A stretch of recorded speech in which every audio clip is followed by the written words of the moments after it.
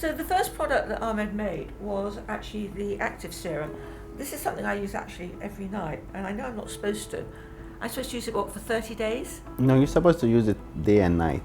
And then? Forever? Forever. Forever. You like selling his product. So tell me about this one.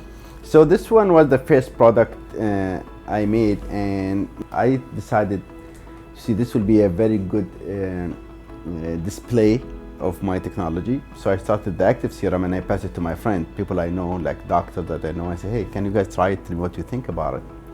And so I made 50 of them, literally 50 of them, and I gave it to two of my friends, they're dermatologists, and I told them, try it, pass it to your patients, see what they think, and they asked me how much it is, and I told them the price, and they said, okay, we'll sell it, and then 50-50, you'll take 50, you take 50. I said, good. And the response was great, and so some of the doctors said, listen, how about we do some clinical trial about, ask patient opinion on it, see before and after kind of thing. I said, absolutely.